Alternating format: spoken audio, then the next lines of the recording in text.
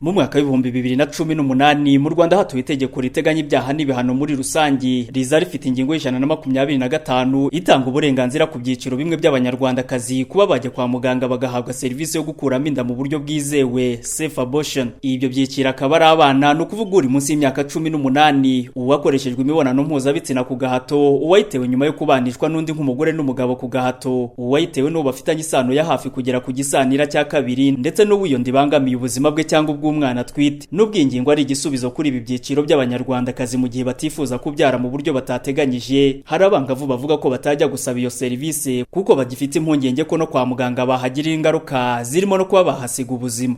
Nyine iyo mbitekereje mba numva ari ibintu bigoye, ushobora kujya kuyikuramo bikaba ngombwa ko ugwa ku iseta cyangwa se ukaba wagira ikindi kibazo cyo kutazongera kubyara.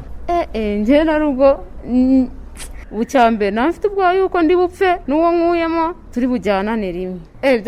Byakoreye kwa muganga nje nta nubwo nanabyemera, niyo nabyarira mu rugo nashaka nkabyara nk'inshuro nka magana. Izi mpungenge abangavu bafite ariko ngo ntibakabaye bazifite kuko iyo serivisi itangwa mu buryo bwizewe. Izo kesi rero turazakira tukamufasha ku buryo buri safe, ku buryo bwizewe, nta nubwo tuvuga ngo nukuzivanamo, tuvuga kuzihagarika. Uyu ni Dr. Nkubito Pascal, umuyobozi mukuru w'ibitaro bya Muhima byo mu karere ka Nyarugenge mu mujyi wa Kigali, by'umwihariko akaba n'umuganga w'inzobere mu buzima bw'imyororokere y'abagore, gynecologue. Nk'abaganga hari protokole dukurikiza, tubanza no kureba n'ubuzima bw'uko bumeze, ukareba niba ubuzima afite akugannye bukwemerera kuba wahita ubikora ako kanya, ugakurikiza protokole ijyanye n'imiti, ijyanye n'ibikoresho. Ubu ngubu aho iri tegeko riziye haje n'uburyo bushyashya bundi bwo kugira ngo tuvuge ngo hari abantu bahuguwe kuri ibyo bintu, uretse no kuba ngo umuganga aba yarabyize ariko agomba no kubihugurirwa ku buryo noneho avuga ngo ndakora ibintu nzi kandi byizewe. Ishami ry'umuryango w'abibumbye ryita ku buzima ku isi OMS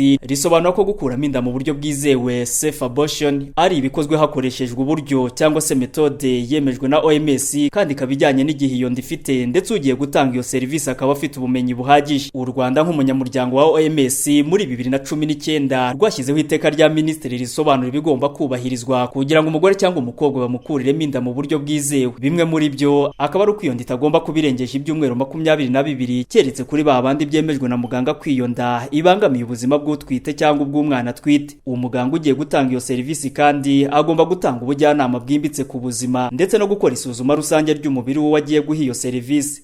Inosa Habumugisha, Radio Salusi, i Kigali.